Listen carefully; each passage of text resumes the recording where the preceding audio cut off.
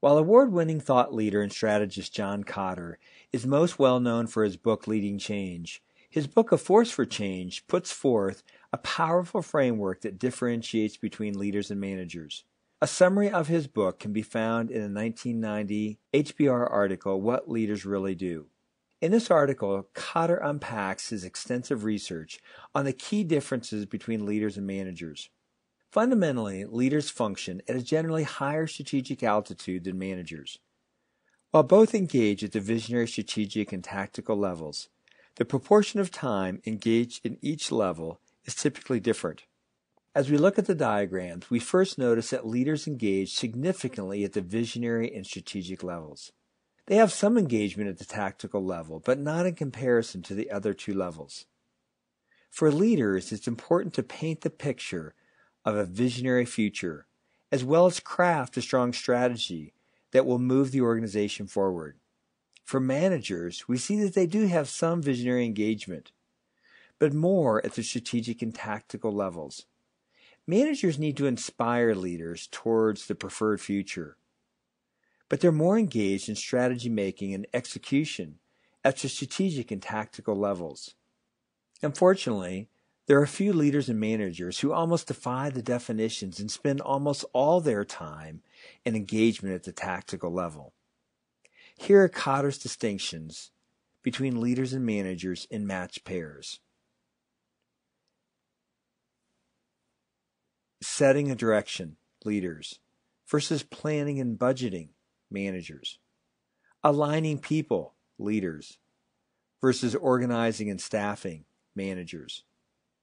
Motivating people, leaders, versus controlling and problem-solving, managers. We don't want to make the mistake of saying that leaders are more important than managers. The goal for both groups is to align their functions with the vision and strategic priorities of the organization. Kotter emphasizes that both roles are important. That said, his research does highlight that most organizations are overmanaged and underled. In other words, most organizations have more than enough managers, while most organizations have a deficit of leaders.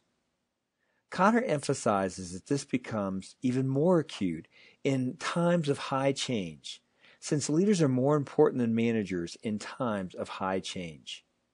Kotter writes, management is about coping with complexity. Leadership, by contrast, is about coping with change. Major changes are more and more necessary to survive and compete effectively in this new environment. More change always demands more leadership. Leaders who cannot manage are almost as bad as managers who can't lead. The goal should be to develop great leaders who are also adequate to good managers, and great managers who are adequate to good leaders. If organizations are going to address their leadership shortage, they have to be intentional. Kotter writes, some companies have consistently demonstrated an ability to develop people into outstanding leader managers.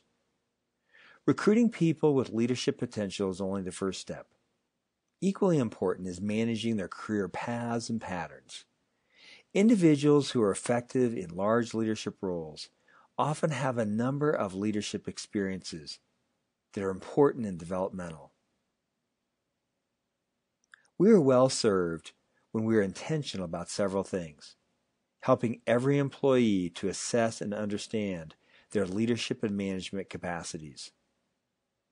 Developing the leadership and managing capacities of everyone. Helping natural leaders to become great leaders as well as adequate or better managers. Helping natural managers to become great managers as well as adequate or better leaders.